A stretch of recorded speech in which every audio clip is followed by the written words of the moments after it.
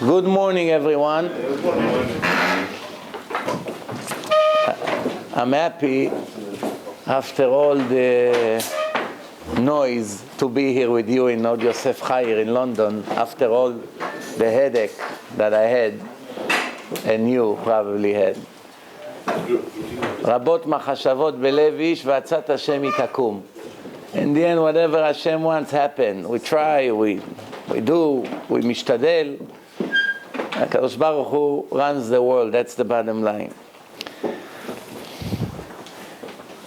The Gemara in Masechet Avot, Perek Dalet, chapter 4, Chazal are saying something very interesting. They say like this: איזהו הגיבור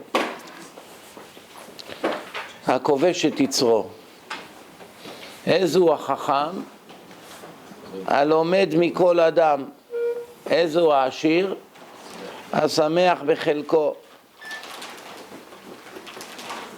Technically, when we review it, it's the opposite of what the world think. You ask the world, who is a chacham? Someone that is here and everybody else is below him in wisdom. Who is an ashir? Someone who has lots of money. Average person has, $100,000, so he has $100 million. That's an ashir. Ezeu gibor, somebody that is very muscular, very brave, is a war fighter, warrior, he has, all kinds of awards. So they're gibor. Technically, when the Chazal give the answer, if you don't really pay attention, it looks like it's exactly the opposite of what we think. What's the question? Chacham, he knows everything. Gibor is the strongest out of everyone. Rich, he has more money than everyone. Ezu mechubad, Chazal asked. Who is a respectful person that people respect him? Who is he? The answer is, we would think someone that everyone bow down to him. The chief of the shevet, the chief of the tribe, the prime minister, the judge in the Supreme Court, the famous movie star. That's mechubad, no? Everyone mechabed oto. Chazal say, someone that mechabed acherim, mechabed kol adam. Somebody great, like could be a big chacham, and he runs to the ordinary people. Boker tov, how are you? How you feel today? The opposite of what the world think. This world, it's called in the words of Chazal, Alma de Shikra, Olam HaSheker. The Gemara says one of the Amoraim, he had a son. His son died, what we call clinical death. Clinical death. For a few minutes he was dead. According to science, if a person is dead more than 6 minutes, what's the symptom of death? That a person does not have brain waves, he cannot breathe, and his heartbeat stopped, and later, after a few minutes, his body temperature begin to drop, and few more minutes later, the nerve system do not work, and he doesn't feel anything. You can burn him, you can pinch him, and he doesn't feel anything. So if all 5 symptoms exist for more than 6 minutes, everyone in the world agree that he's dead. The problem is, until you have all these symptoms, and before the 6 minutes, is he considered dead or not? There's big arguments in the world. Technically, you'll find it funny. There's not one person in the world that knows to declare officially the time of death. Not the judges, not the priests, not the rabbis. Nobody really know, according to halakha, for sure. There's arguments about it, to declare and to prove to the world when is the time of death. Nobody knows. How do I know that? One time I gave a lecture in Great Neck in New York, and the controller of New York State came to my lectures, a professor for history, a very powerful person. Technically, New York State is the strongest state in the world. So the billionaires in the world, most of them lives in New York, and they control the world from there. And he's in charge of everyone. All the money of New York State in his hand. Trillions of dollars, all the police, the FBI, the chief, the United Nations, everything under his signature. It's the most powerful person perhaps in the world in financial. all the pensions of New York State, thousands of people, he decided where to invest it, all the schools, everything, the mayor of New York, everything you see was under his authority. He comes to a lecture. He's a Jew. Jew? Of course, it's New York. It's not surprising. Oh, no, that's fair. Yes, so he comes to my lecture. About 45 minutes in the middle of the lecture, he debate me. He asks me some question, I answer him. Then after the lecture, I say to him, well, Mr. Avesi, his name is Alan Avesi. I say to him, well, Mr. Avesi, what do you have to say? So he said, I still have some doubts. So I say to him, okay, we made a great progress. You came here a complete atheist. In less than 2 hours, you have some doubts. Very good. Let's sit and clarify your doubts. So he told me, absolutely. That would be nice. I thought to myself, politicians, they usually like to tell you what you like to hear. Maybe he walk out of the door, he would never remember my name. But surprisingly, 10 days later, his representative contacted me and he said, he's asking why you didn't meet yet. So I said to him, tell him tomorrow. I gave him the name of a place. We met there, he came. We sat for 3 hours. Why I remembered him now? Because in the middle while we're debating, and he asked me a lot of questions, and I give him one proof after the other, and he's getting the shock of his life. He's 68 years old, and he basically, I make him realize in that meeting that his entire life was a mistake. And not only that, he even said to me, I wish I knew you many years ago. So what happened? In that meeting, that day that I met him, that week, I should say, there was a very big argument between the two biggest rabbis in the world, the Sfaradi and the Ashkenazi. Who is the biggest Ashkenazi rabbi of the generation? Rabbi Elyashiv. It's the biggest posek. And the Chacham Sfaradim, Chacham Ovadia Yosef. They're arguing about taking organs from people that are brain dead. The brain stopped working, that's it, this person would die. The machine reviving him for now. Once you disconnect him from the machine, he die in a minute. If you can take organs from his body and donate them to people who are about to die. There are 3-4 Jews about to die, and this Jew is dead already, just the machine keeping him alive for another day or two. You can take his heart, you can take his liver, you can take things from his body, and maybe you can save the life of 2-3 people who are about to die. So Rav Ovadia Yosef Pasak, that's his psak, you're allowed to do it. Rav Elyashiv said, if you do it, you're a murderer. Look at the difference between two psakim. Ele ve'ele divrei Elokim chaim. This is amazing. There's something in the Torah that most people do not understand.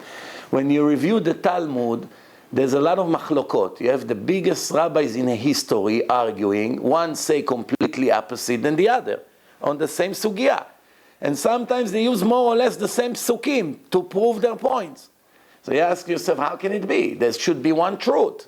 How can it be one say left, one say right? The answer is no, there's not an absolute truth in this world. There's only absolute truth when it comes to Hashem. Hashem is perfect and everything about Him is perfect. Once Hashem gave the Torah in the hand of the Chachamim, and He did not write the oral Torah, and He puts it in the hand of the Chachamim, and He gave them 13 formulas. That's what we read in the morning, 13 midot שהתורה נדרשת בהם. which means גזירה שווה, קל וחומר, all these things, He puts it in the hand of the Chachamim. It's like giving a raw diamond, same raw diamond, to two different workers who knows how to make diamond. מלטש יהלומים, they make diamonds. Each one can make it a little bit different than the other. Same thing they got in their hand. They both made a diamond, but it's a little bit different. So you may ask, wait a minute, so which one is what's supposed to be, this way or that way? The answer is, once Hashem gave us the rules in the Torah, there's no more questions. If chas v'shalom, the Torah did not say the answer to it, all of us would become kofrim, chas v'shalom. What makes us go 100% and give our life for the Torah? Few psukim in the Torah. The Torah says, "Vaya ki yeh machloket acharei rabim la'atot." Hashem already told us, don't worry, don't get nervous. If the Chachamim, one say left, one say right, it's perfectly normal. You are people, you're not angels. What's the rule? I'm giving you klalim, rules how to do. Same thing in the Talmud. The Chachamim argue, everyone do his best to prove his point. And in the end they say, halacha like Rabbi Akiva, halacha like Rabbi Shimon, halacha like this. and finished. And all the other ones, they put their head down to the ruling, what the Talmud made. The same thing. There's klalim in halacha. אחרי רבים לעטות, by the way, it's not in quantity, it's in quality. Which means, if you have today one doctor that is known all over the world as a specialist for brain, and then you have 1,000 regular brain doctors. They work in hospitals all over the world. None of them is something special. They're ordinary doctors. So each one of them is in a level 80. But this brain surgeon is in a level 95. No one is perfect. He also makes mistakes. But he's already well known as a world specialist that all the doctors in the world read in his books, and he teaches in medical school and all that. And all the 1,000 doctors say to do an operation on this patient. And this doctor came and checked the information, and he said, absolutely not. You do an operation, you'll die. Who should we listen to? To the 1,000 or to the one? To the one, not to the 1,000. Why? Because the 1,000 have 80% of the picture. They are limited in the knowledge that they have. But he's the closest one to perfect, so there's a higher chance he see what they don't see. Doesn't matter even if there be 1,000,000. Each one of the 1,000,000 is limited by 20%. He's only limited by 5%, and it's very perfectly. Same thing, Shulchan Aruch, same thing. The Rabbi Yosef Karo had hundreds of Rishonim. Why didn't include Rashi in Shulchan Aruch? Why did not include all the Baalei Tosafot? Why did not include so many giant Chachamim, holy, big giant Chachamim? He only took the top 3, and he went majority, 2 against 1. And it's not always. Sometimes he went against his rules, but most of the time, it's Acharei Rabim, he take the top 3 in Psika, the Rambam, the Rif, and the Rosh, and he went 2 against 1. Why he did not take hundreds and start counting, oh, here, 300 Rishonim, 200 say allowed, 100 say not allowed, it's allowed. No, he didn't do it like this. Why? Because he knew you have to go to the top 3, and then from the top 3, that's what the Torah meant, Acharei Rabim La'atot. So going back to what I started to say, Rav Ovadia, he said, when we started to talk, I told him, actually, I explained to him that sometimes in life there are questions that are very, very difficult, and not every question has an answer. So I gave him an example how 2 big rabbis arguing about it. When he heard that, his eyes almost came out. He said, I can't believe you're telling me this.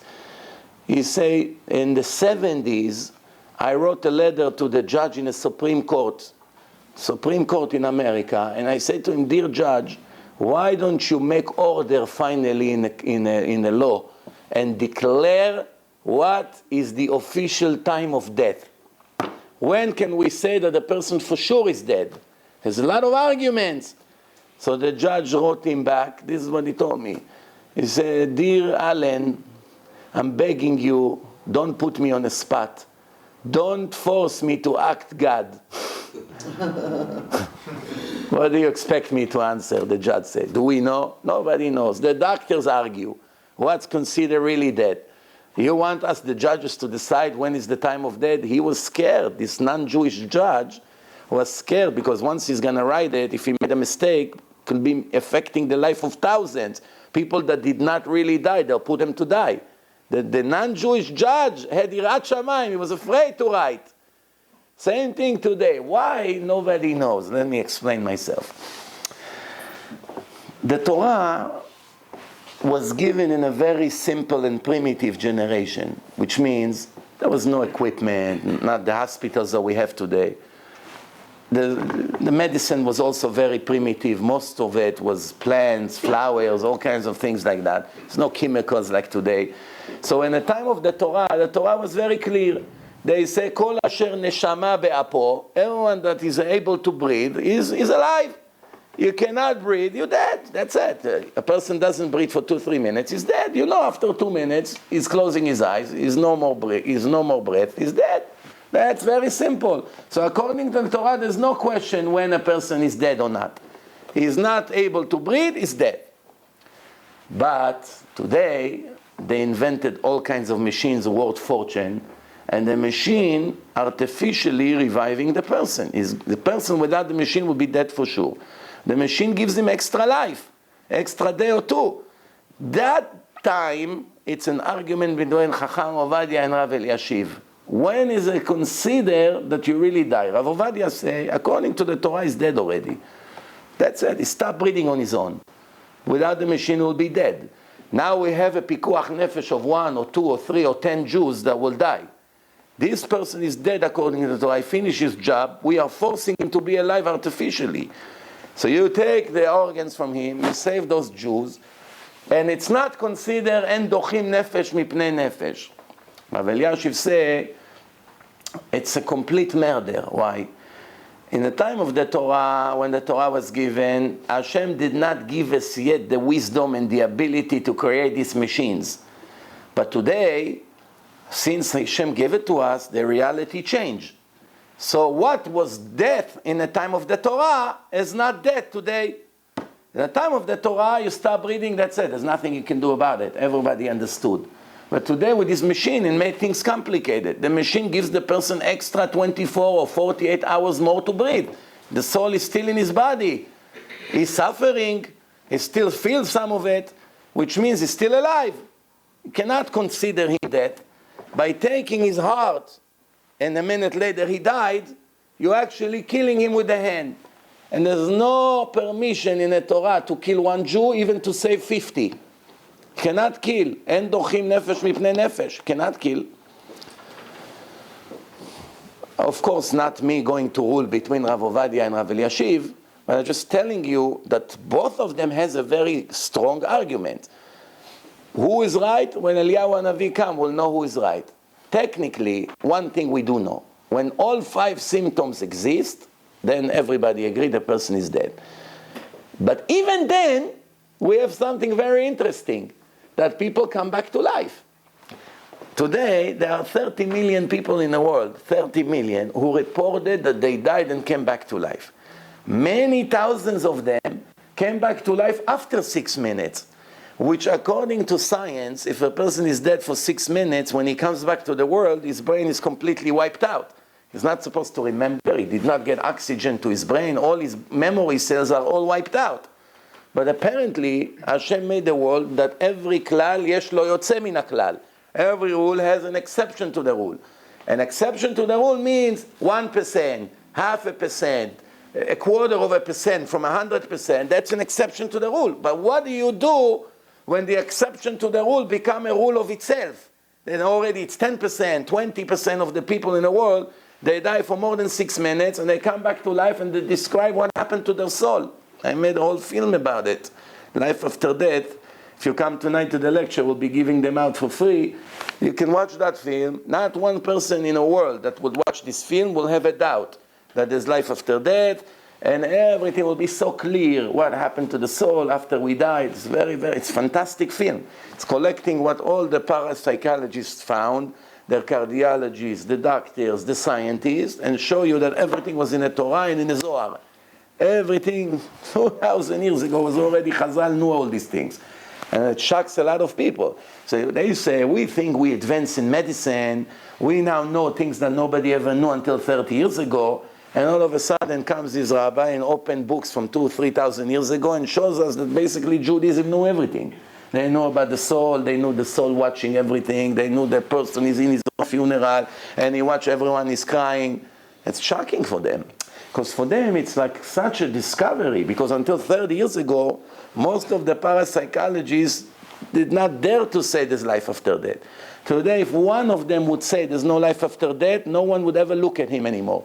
Why? It's been proven so many times in so many different ways, so everybody understands the soul doesn't die. They do not know what happened to the soul. We, the Jews, know.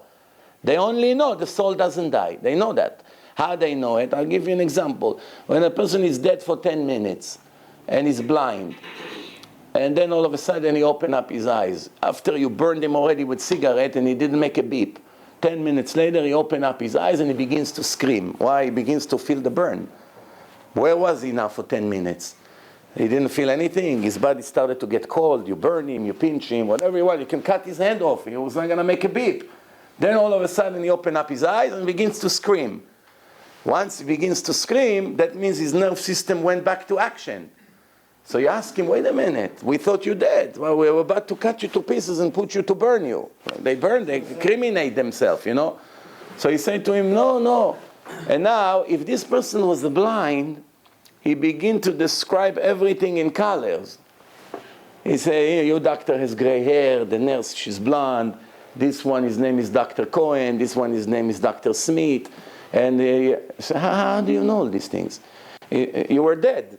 He said, no, I was right above you and watching everything. So then his wife said, okay, you came out of the body, we understand that now, but how did you see? You're blind. You never saw anything, you're blind for many years. How you are able to describe now everything in color? So we see that when the soul came out, not only is alive, the body is dead, but the soul is perfectly alive. It just went out of the body, and the soul has no limitation. There's no blind soul or deaf soul or any kinds of this limitation, nothing. It's only when it's inside the body the limitation exists. The limitation is on the body, on the box, not in the actual soul. So, even with these 5 symptoms, it's still not so simple because a person can still come back to life. So today they have a rule in a hospital to leave the body for a few hours.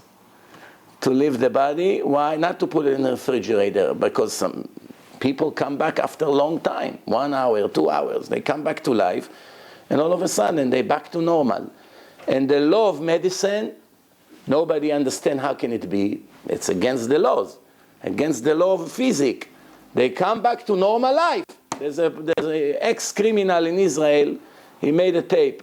He got stabbed in his heart with a big knife, and he was dead for 43 minutes. 43 minutes. And then after all that, he came back to life. And he's alive, and he's already Avrech Kollel today. You know, so what do you see? 43 minutes. His case was published to all hospitals all over the world. Why? Nobody understood. 6 minutes, you finish. 43 minutes? 43 minutes, he's dead, and he came back to perfect life without memory problems. So we see from here, when Hashem wants something, even the laws of physics do not apply. If Hashem really wanted, the law of physics does not apply. So let me go back to what we started with. It says like this. The way to know if you're a respectful person is if you respect every other human being. Rav Yaakov Kamenetsky lived in Monsey. He was a very big tzaddik. And he was 95 years old when he passed away. He was a very honest person. It's known to everyone who knew him or know of him that he never said one lie in his entire life. It's not so simple. Never to say a lie in 95 years. Do you know what an achievement is this? He went to such struggle not to make a lie in his life. Sometimes we think if we would not lie a week, it would be such a miracle. Some lies are legit. For instance, if a wife asks you, what did my husband tell you about me? And he say, oh, my wife is so lazy, she's not cleaning the house and this. What does he have to do? You have to tell him, your husband say that you're a great wife. And you do everything so beautiful and he's so happy from you. That's mitzvah. It's mitzvah to lie in a case like this. It's not only it's allowed. That's what most people don't understand. They think, oh, in a case like this, not to create a fight between husband and wife, so it's allowed to lie. No, it's not allowed to lie. It's big mitzvah to lie in a case like this. Because Hashem said, erase my name, not to instigate between husband and wife. So we see there are cases in, like, for instance, if it can cause people to die, pikuach nefesh. So of course you must lie. Are you going to let them die because you want to be a tzaddik? They're all going to die now. So you tell the one who wants to kill them, you tell him some story. You convince him not to kill him by telling him a lie. It's no problem. But Rav Yaakov Kamenetsky never say a lie. And you know what he used to do every Sunday? You're never going to believe this. Every Sunday he ran to the church. There's a church in Monsey from the time before the Jews even came there. The Jews there is about 50 years. Now it's all Haredim. They have about 70, 80,000 Haredim lives in Monsey. You hardly find any Chilonim, not even Minyan there. And hardly find a Minyan of Goyim in the entire Monsey. So all Haredim. So it's interesting that they still have a church with lots of acres and lots of land. And the church don't even have a Minyan. So it's a big facility, but they don't need money. They offer them many times, take whatever the property worth, we'll buy it out. What's the rush? What are they going to do with the money? They have plenty of money. So Rav Yaakov Kaminetsky used to run every Sunday to tell them, hello, have a good week. To the goyim. Mechabed kol adam. Mechabed kol adam. You know, it's amazing. The giant chacham, one of the biggest in America and in the whole world, gives respect to someone that is an idol worshipper even. Even an idol worshipper. Why? If he was holding, they don't have no idea what they do. They were raised like this, and they believe in their whatever their religion is. So that means mechabed kol adam. In the long run, if you think you're here and everyone is there, nobody would like you. If you're down to earth and you feel that you're nothing special and you respect everyone, then you become, and eventually, who was like this? Chacham ben Zion Abba Shaul. The biggest Chacham in the world, the biggest Mekubal in the world, and the biggest Anav. He's getting on a bus, and the driver does not even know who he is. He has a short jacket, regular hat, looks like a regular Avrech, thousands like this in Yerushalayim, and the driver throw him a towel. Hey, buddy, clean the mirror for me. You know, the buses in Israel, they have big mirrors. Clean the mirror. Think about this. The most important person on earth, or at least one of the top 5, let's say, without offending anyone. One of the most important people in the generation. He takes the towel and begins to clean the mirror in front of 100 people on a bus that begin to scream at the poor driver. He didn't know who he is. But for him, it wasn't, I'm making a show, I'm an Anav. It really was like this. It was nothing special. You know, one time he wanted to go to a wedding and of one of his students in Porat Yosef. So he asked, anyone goes to the wedding? So one guy said, everyone already left. There was only a few people left in the yeshiva. So he said, anyone has a car here that I can get a ride with him to go to the wedding? So one guy said, Rabbi, I don't have a car, but I have a Vespa. Vespa, it's like a scooter with a boat, you know, attached to it. So he didn't know what Vespa is. He said, what do you mean Vespa? He said, it drives? He said, yes. So what's the problem? He said, no, Rabbi, but it's open.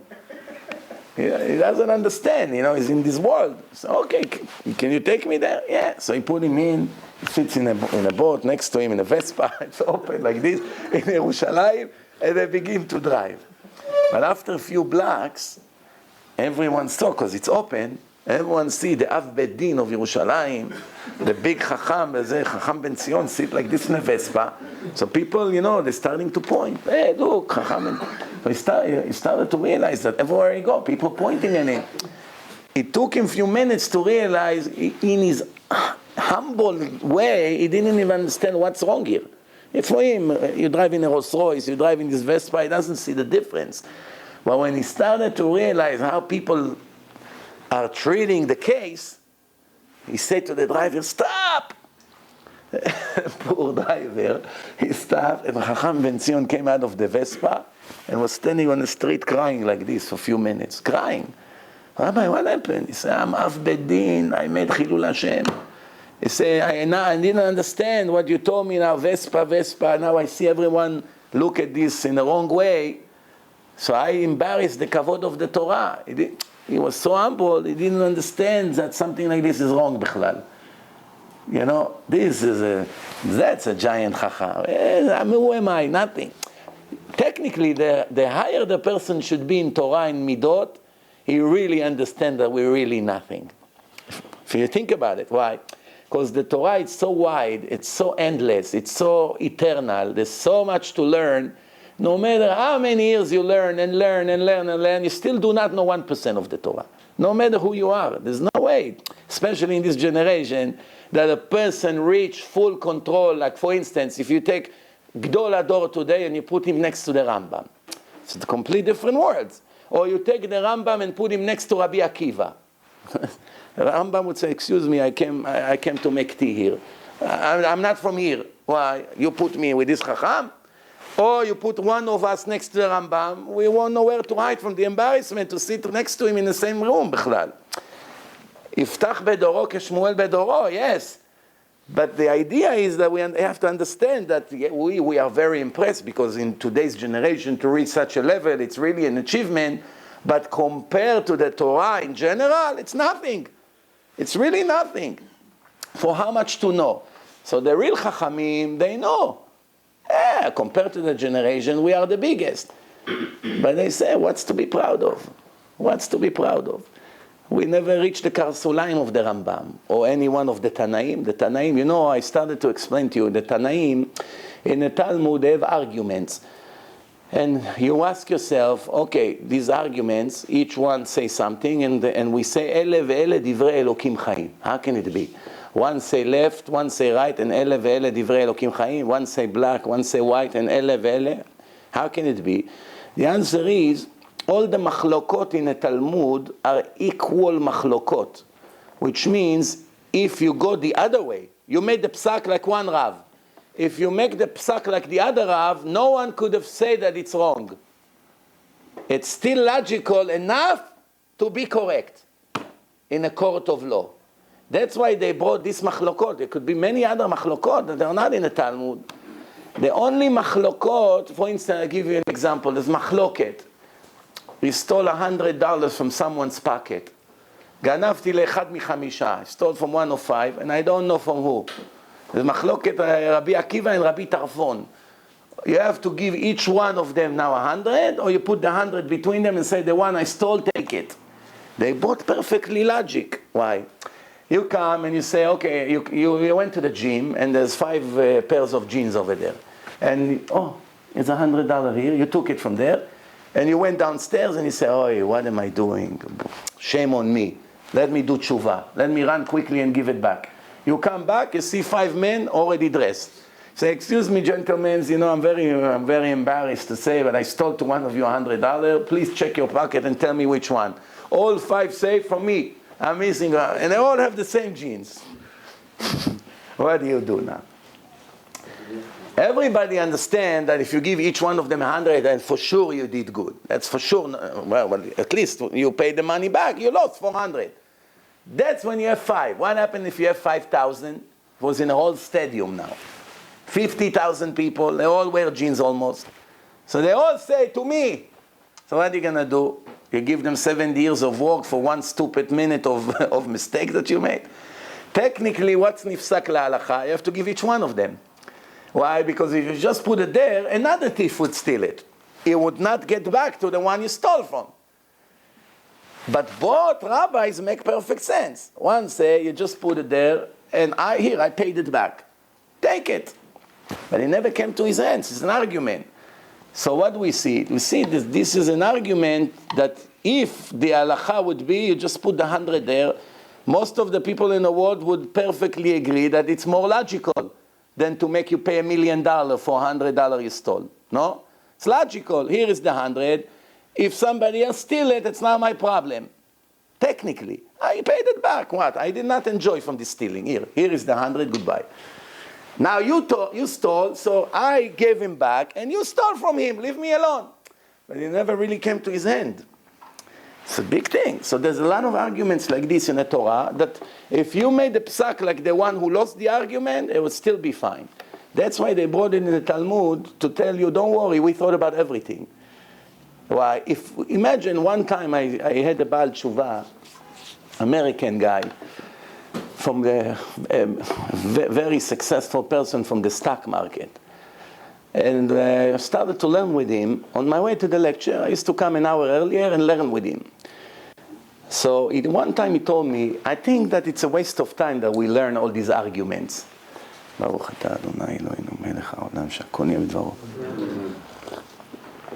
think it's a waste of time that we learn all these arguments. Just teach me the bottom line. Why I need to know all this? I told him, this is sharpening the head. He said to me, but I don't see a need here. He said this, he said that, this. After 2 or 3 pages, a few weeks already, you just told me this is the argument and this is the answer. So then he asked me, but I don't understand. Why it was important to write all the arguments until the final verdict? Why it was important? So the answer was, why it's so important?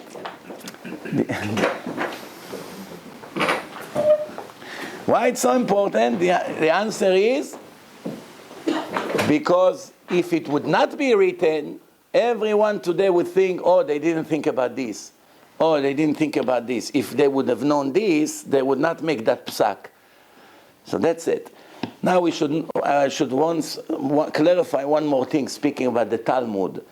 You know, there's arguments in the Talmud, what's Pri Hadar is, what shofar it's kosher, how to do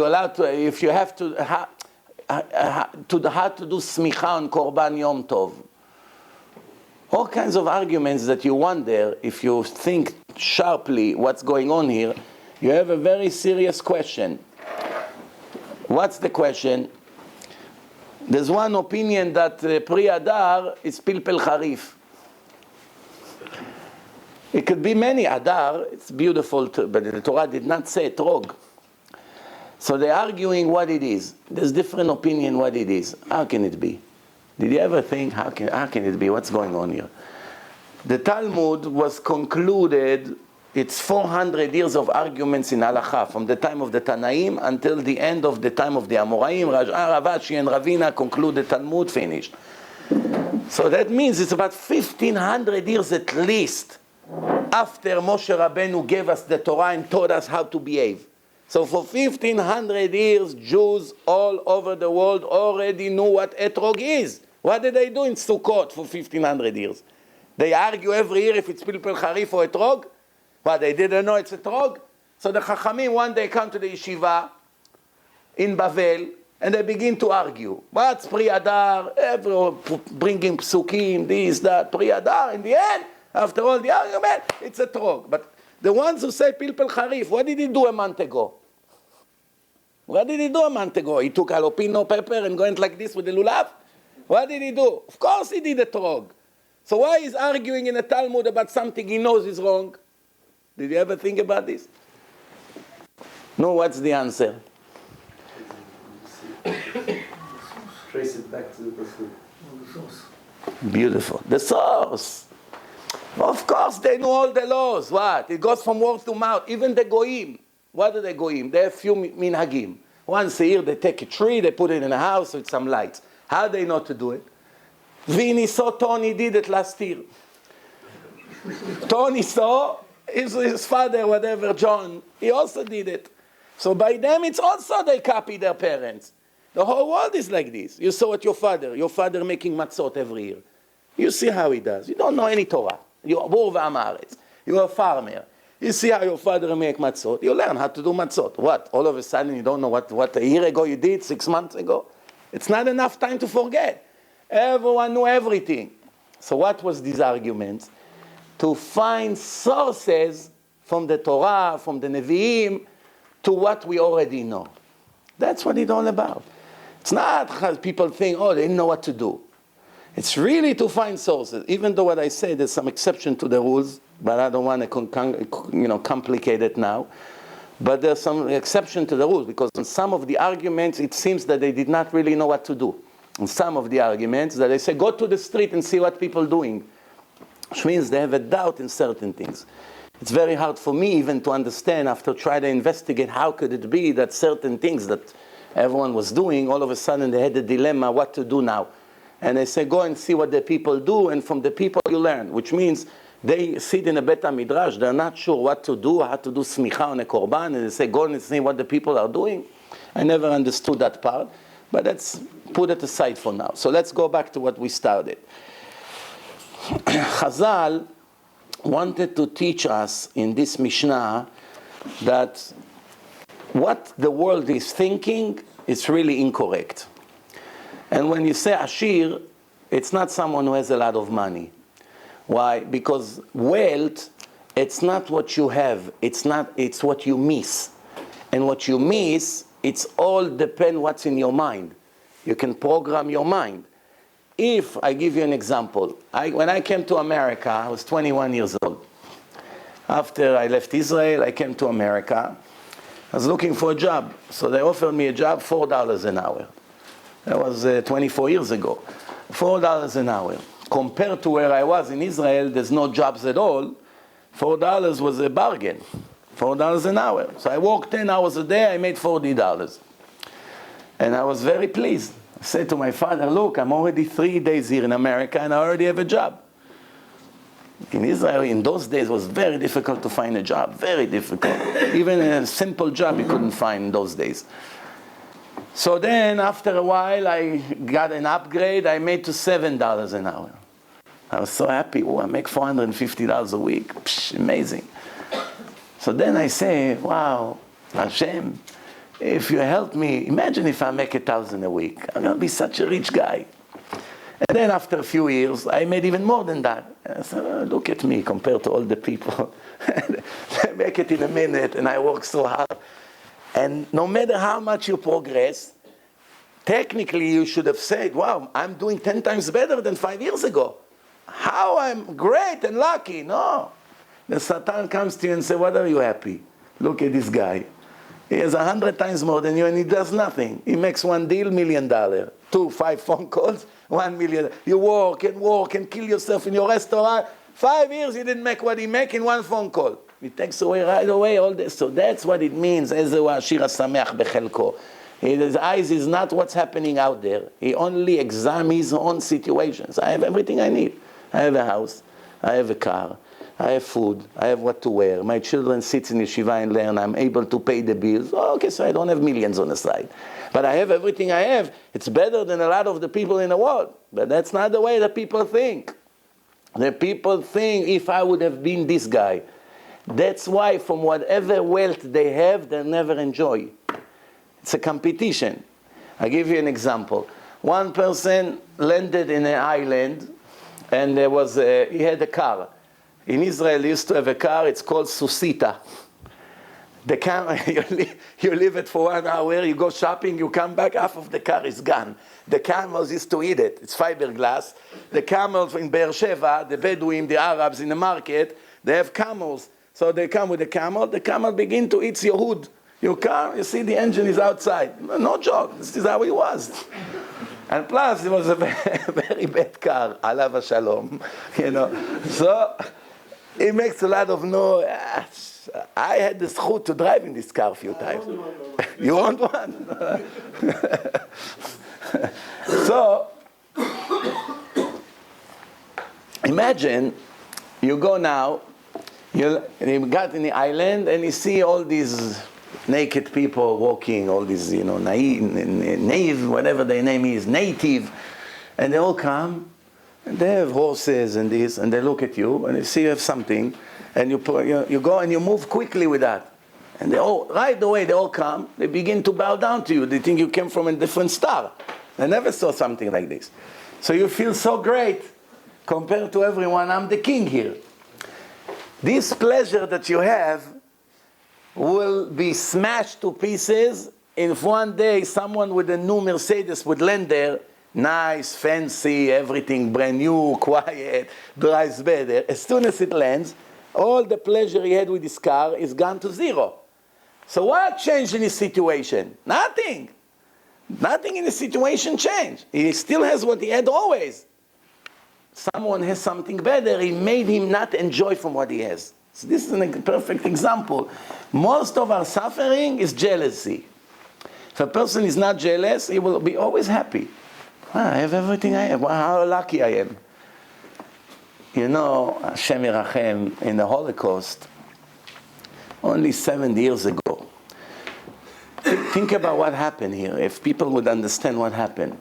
There were people in Germany, they run Germany, Jews who sit in the top of the banks, tops of the court system, very successful, live in beautiful mansions, have servants, drive Rolls Royce, open the door for them with a bow tie, smoking their cigars, sitting in fancy offices.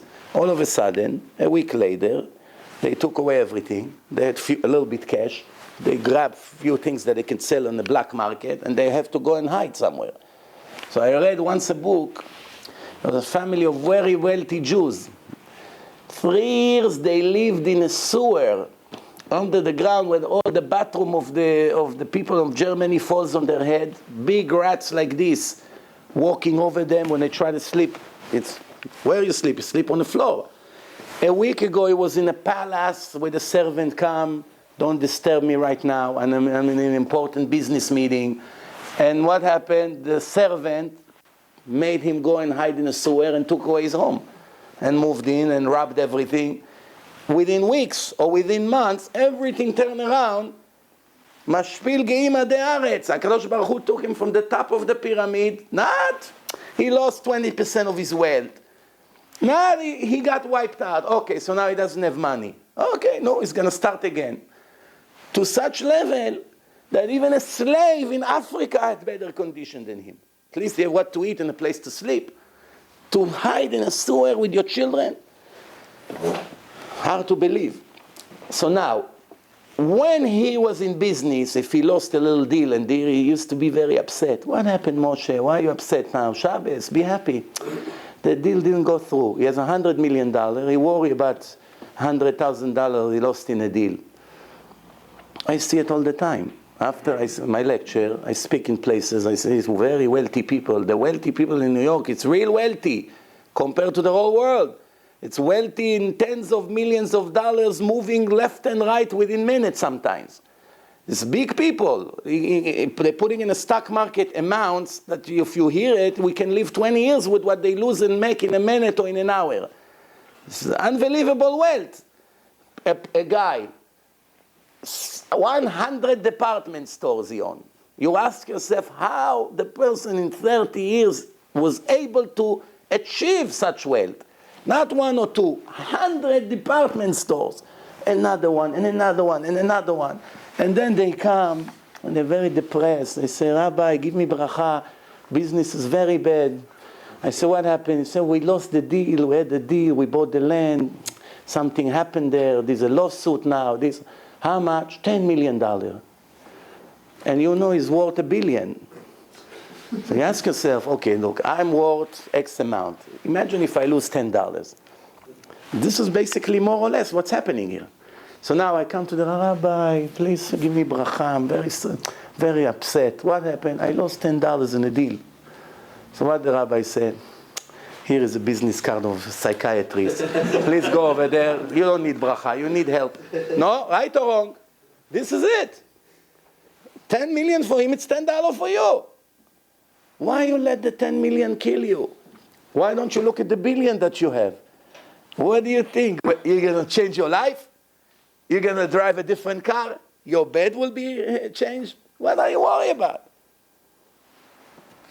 So one time I said to one of the rich people that lost money, I said to him, let me ask you a question. If your little kid was supposed to lose a finger, I don't know, he played and his finger chopped off. And now they'll tell you it cost $1 million to replace the finger, to get the finger and connected in a surgery by a specialist. And you pay the $1 million and they save his finger. Would you feel good or bad?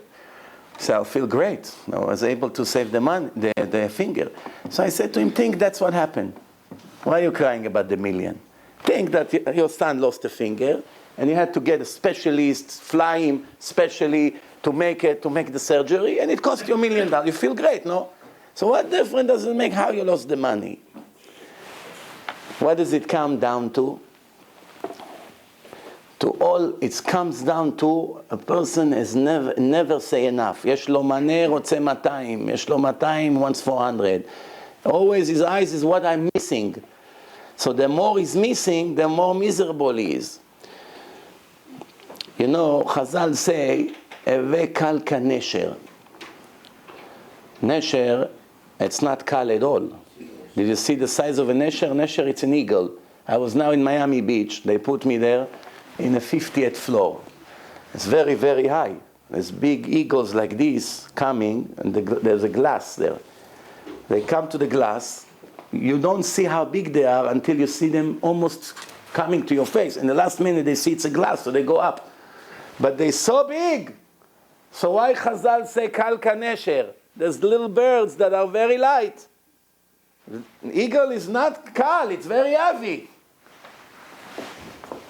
And also say ratz ka tzvi. Tzvi, the deer, runs very fast. But the leopard runs faster. The leopard usually catch the deer. So why they didn't say ratz like a leopard or other animals who runs very fast? Deer runs fast. There are animals who run faster.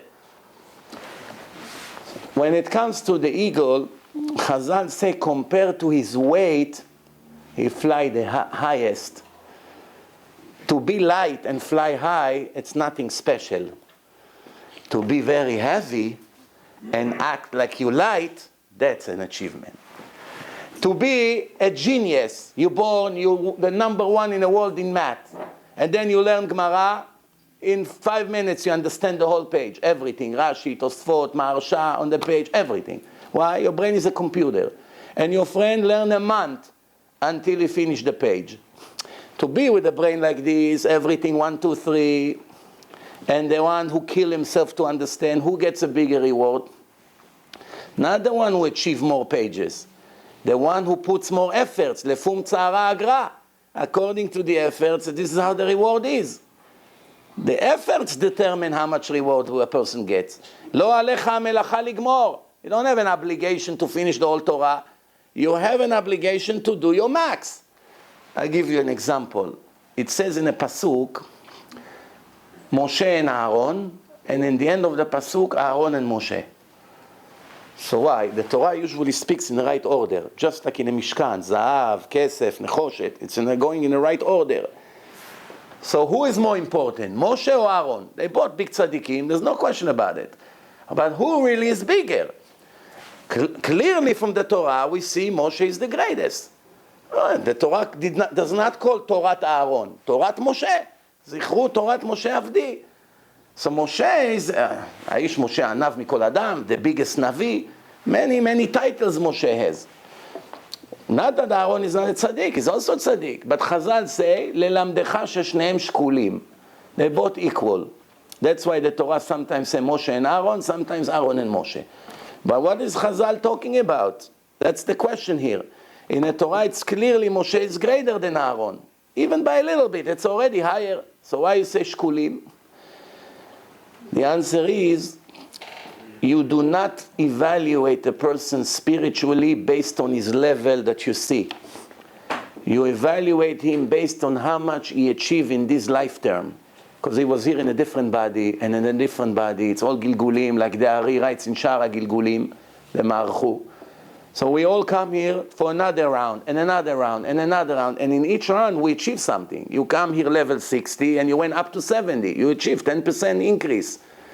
He came here level 20, and he went up to 50. Who is higher, 50 or 70? 70 is higher. If you see two Chachamim, this is big Chacham, level 70. This is also Chacham, but level 50. The level 50 understand that this Chacham is higher than me. Even ask him questions. So who we evaluate more? The 70, not the 50. But in Shamayim, who count more? The 50. Why? He started with 20 and he made a huge improvement in his life. He also made improvement, small. This is what Chazal meant. Potentially, they are 100% equal. Each one of them fulfilled his maximum potential. Percentage-wise, they did 100% the same efforts, 100% same achievement potentially. But in reality, Moshe is greater. Torah tells you, Moshe is higher. But potentially, ללמדך ששניהם שקולים. They both did maximum they can. Which means you can have two bachurim in yeshiva. One only finished one perek of Shas in his whole life. And one finished the Shas 3 times. And the one who finished one perek really put more efforts in his life. He learns more and he killed himself. But Hashem didn't give him a sharp brain. What can he do? That's the way he was born. And the other one, everything 1, 2, 3. By the way, you should know, when you see achievement in your learning, another page, with the food you become hungrier. You see that you're successful, like in business. When you succeed in your business, your eyes open up and you get more confidence. When you try and you hardly make anything, it's supposed to destroy you mentally. So someone with no talent, with no brilliance, and still puts his life to learn, he deserves a lot more than the other one who sees success. Of course, very simple. That's why it goes lefum tzara agra. Baruch Hashem, in this world, I told you in the beginning, Chazal called this world Alma de Shikra. It started to say that one Amorah, his son died, and he went up, he died clinical death. And when he came back to the life, the Gemara says, father asked him, what did you see up there? So he told him, Olam hafuch raiti. I saw an opposite world. Opposite world. The people here that are very important, over there they are nothing. And the people here that nobody really pays that much attention to, they're very important over there. So his father told him, no, my son, over there is the world of the truth. Everyone gets the right treatment according to what he deserves. Over here, it's the world of the lie. Over here, people who have not 1 gram of Torah, they run the world. Over here, a complete Am Haaretz is telling the rabbi what to do. If not, he's going to fire him. Over there, it's not like this.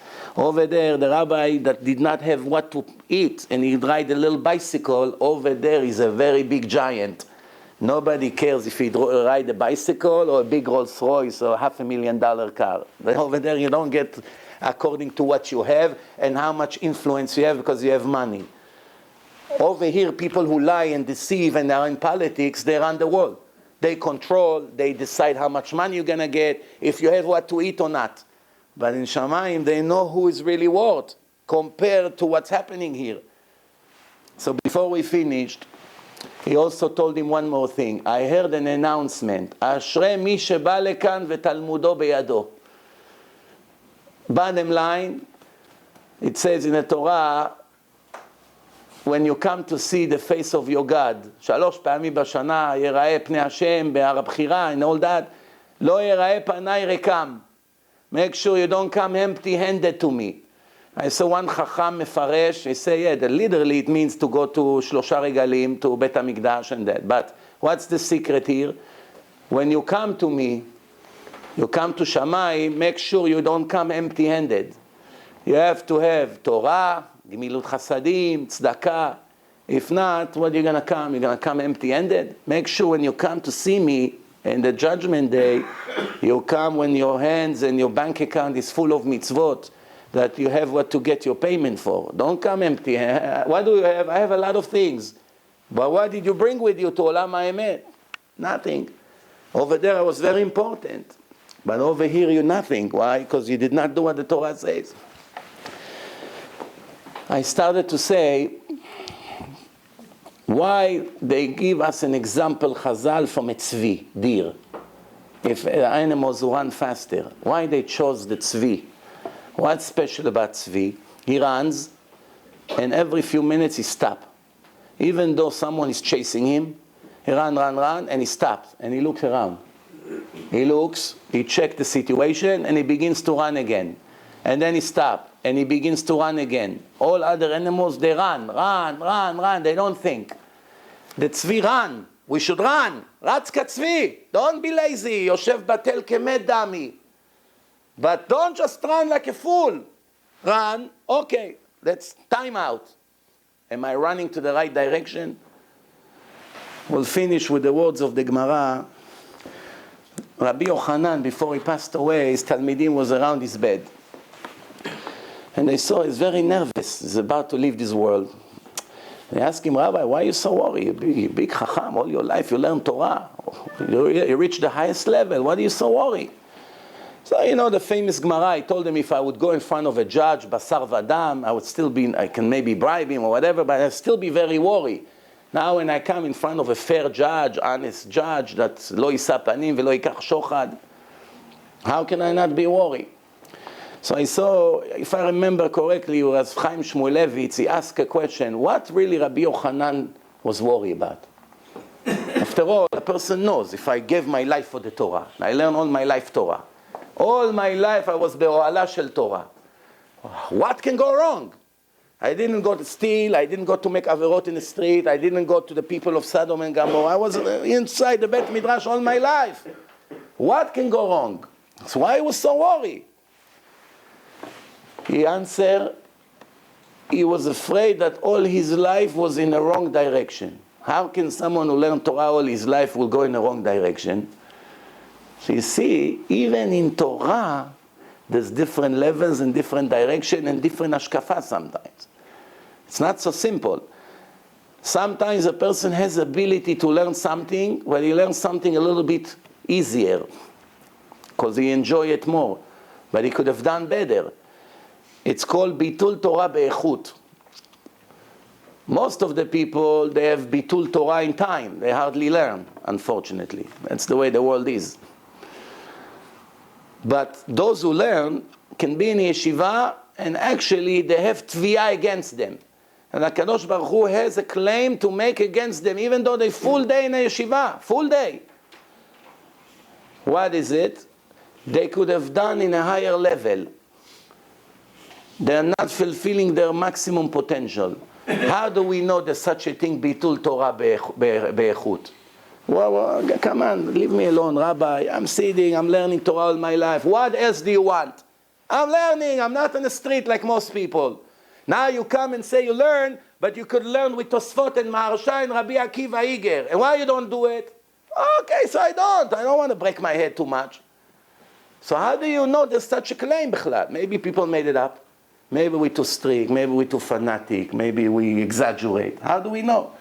The answer, the Gemara says, mevatlim Talmud Torah mipnei kriyat Megillah.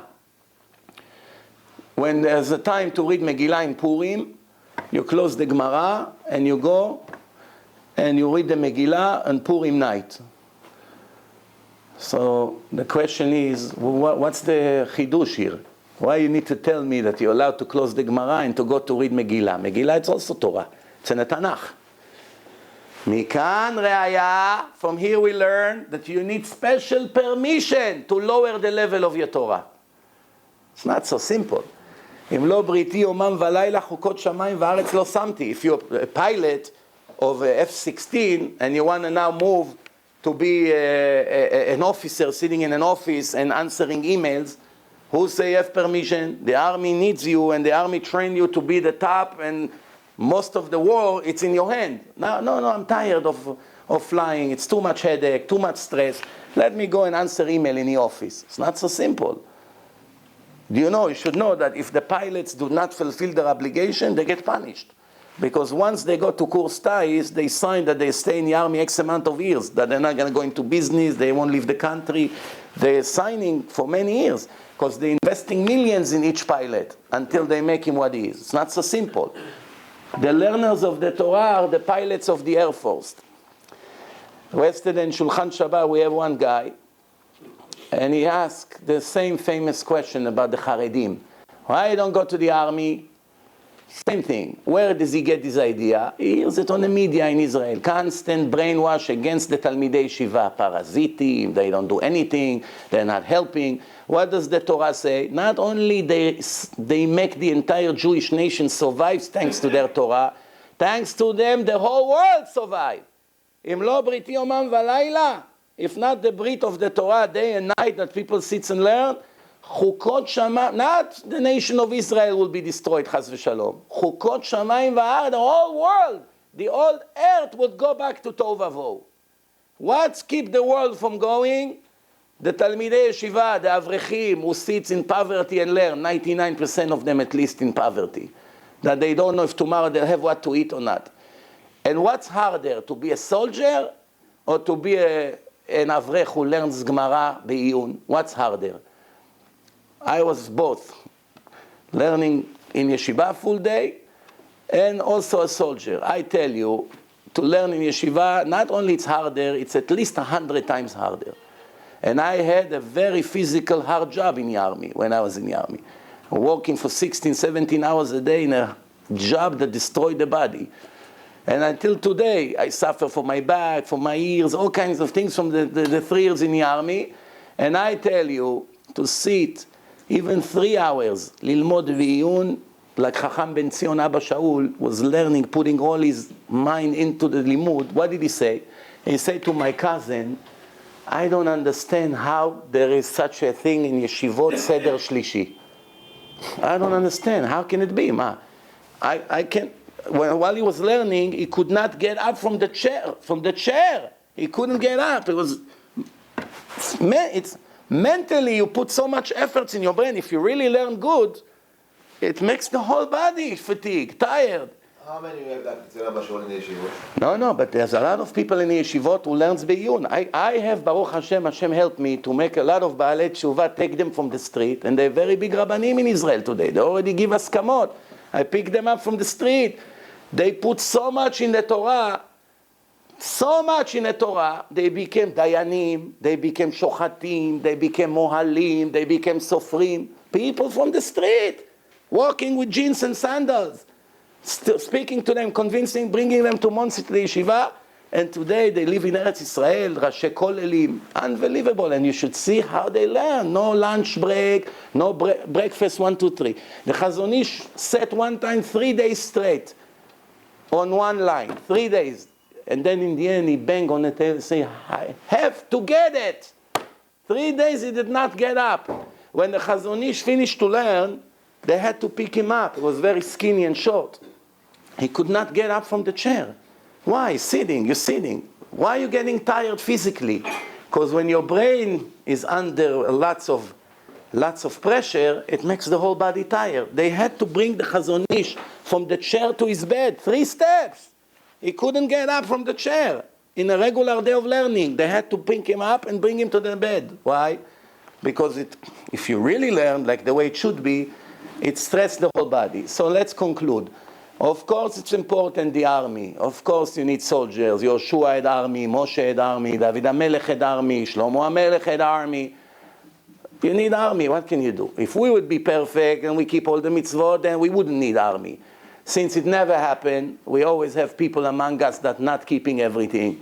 We need an army. They say in Israeli army, what doesn't come from the head, come from the leg.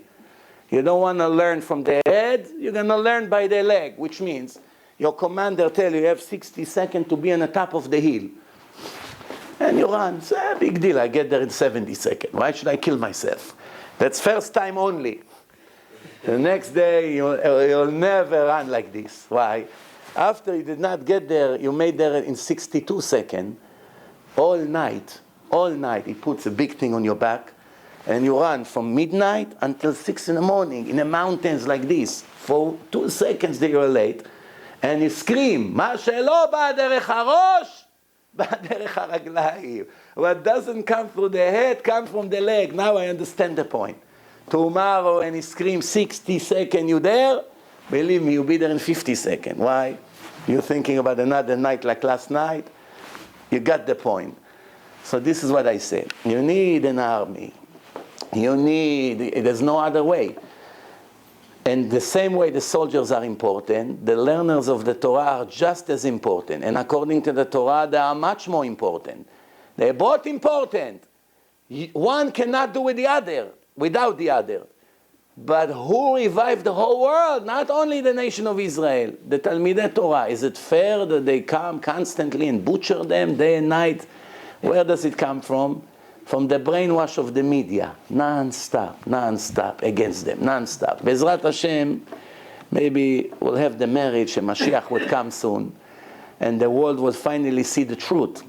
Today it's olam hafuch. Whatever we see, sometimes the opposite of what really there. When the Mashiach come, and they'll see that the Mashiach would treat the Lomdei Torah higher than anyone else, the whole world would understand we were wrong. We did not respect them. We live thanks to them, and what did we do? We spit in their face as a thank you. Not because we're evil. We were brainwashed. We didn't understand the value of the Torah. If a person doesn't understand the value of the Torah, nobody ever taught him, he's not even guilty. What do you expect from him? As you know, the famous story of Rav Kahana and his son Salik. And we'll finish with that story. We'll give you some good taste to go home today for the week. Rav Kahana had a son, his name was Salik. And when he was 5 years old, he wanted to send him to yeshiva far away from home. It wasn't like today, you get on a bus and you go to yeshiva and you come back in the afternoon. Different world. There's no transportation, no electric, no nothing, no money. You have to go to yeshiva. You sleep there for years. So that means you send your kid to yeshiva when he's 5, 6, 7 years old. By the next time you see him, maybe he will already have beard and is already a man. People used to go for years. So he wants to send his son to yeshiva, and the wife, she's very attached to this boy, so she doesn't let. So they begin to argue. They ended up in Beit Din about to get divorced over the education of the boy. So the Chachamim said to them, what's the really argument? Both of you want your son to learn Torah. The wife said, of course, but I don't want him to learn far. I want him here in town. So they said to her, if your husband, Rav Kahana, will hire a melamed to teach Torah to your son, you promise to do everything they need, the food, laundry, whatever they need. They'll sit and learn and you service them? She said, absolutely. I accept it on myself. So I said, okay, we reach a pshara. You don't need to kill yourself. You don't send the son away. You hire a good melamed. He'll teach him one-on-one, and she will service them. That's it. How many years they learn? 25 years. They sit and learn. 25 years. Now he's 30 years old, this Salik. 30 years old. After 25 years, the melamed comes to Rav Kahana. He says, Rabbi, there's no point of me taking your money anymore. Whatever I know, your son knows and more. That's it. There's nothing I can teach him that he doesn't know. It's not fair. I'll charge you for nothing. Thank you very much. Here is your money. Goodbye. Shalom.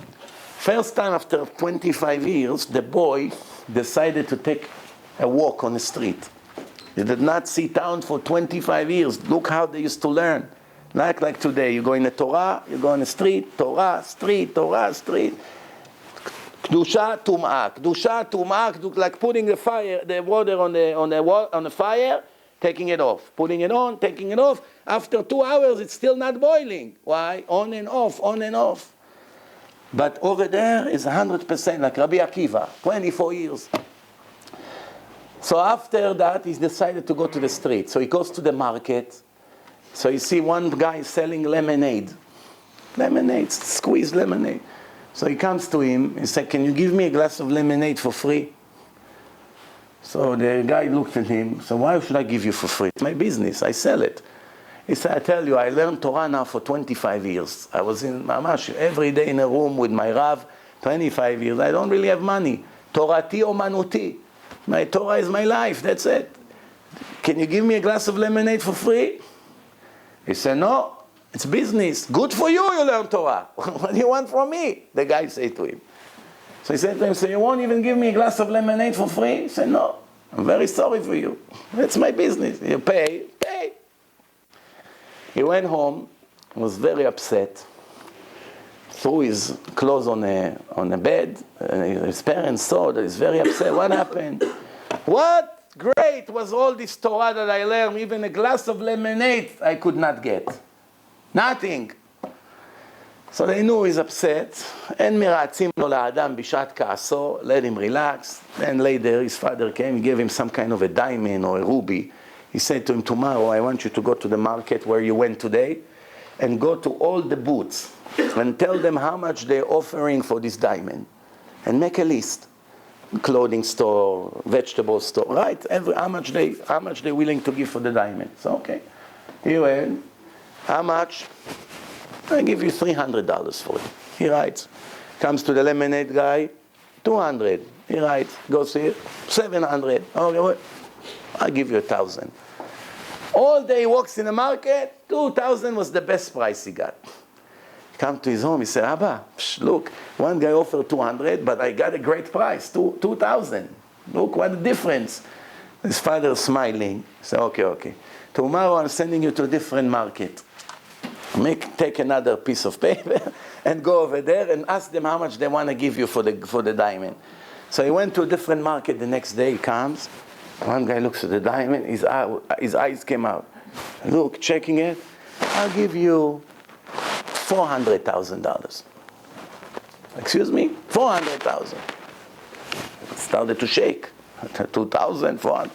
It could be maybe this guy is not normal. He went to the next one. Oh, he probably offer you less than $500,000 for it. Yeah, he's cheap. I'll give you $700,000. This, that. He got to $10 million. $10 million. The offering from Synagogue. This guy offered me $200. This guy offered me $10 million. He's in shock. He comes back home and he said to his father, what's going on here? His father told him, I send you first to the market of people who knows about lemonade, vegetables. They don't know diamonds. They look at that as a nice glass. Offering you 200, 500. They don't understand what a diamond is. Then I send you to the market of the professionals, the ones who know what a diamond worth. And you see one offered you 10 million, do you think he's going to lose if he buy it for 10? He'll sell it for 20 to a customer. What do you think? Think he's so generous? So he said to him, you see, yesterday you went to get lemonade. Instead of the guy who owns the lemonade booth kissing your feet, thank you, Tzaddik, that you came to me to ask for lemonade for free. Take all the lemonade. Please, I'm begging you, come every day, let me see your holy face. I'll give you lemonade, I'll make you food. What do you want? Every day come, I'm begging you. Take whatever you want, take my coat, take my watch, take everything. This is, if a person understands Torah, that's the way it should have been. I once saw Chacham Ovadia came to speak in Chaim Sha'al. The size of the shul was like this room, maybe a little bit bigger. In a room like this, can you put more than 1,000 people? Answer is yes. That's what happened that day. How was it? You know how sardines were? Like they cannot move, nothing. But that's not what I wanted to say. And they walk him from a side door. Everyone was pushing for what? To touch his hand. They're walking him to his chair. You should see, it was a table like this, and he's behind the table, and everyone is on this side. How people push, and they try to stop. I was in the first row, falling on a table. How people were pushing just to touch his hand. Like this, for a second. Why? There was a lot of Talmidei Chachamim. They understood what a Chacham is. They understand the value of the Torah. He walks in the streets, Chiloni not only doesn't push to touch his hand, I don't want to tell you what he says. Why? There's one who understands Torah, one who doesn't understand Torah. Very simple.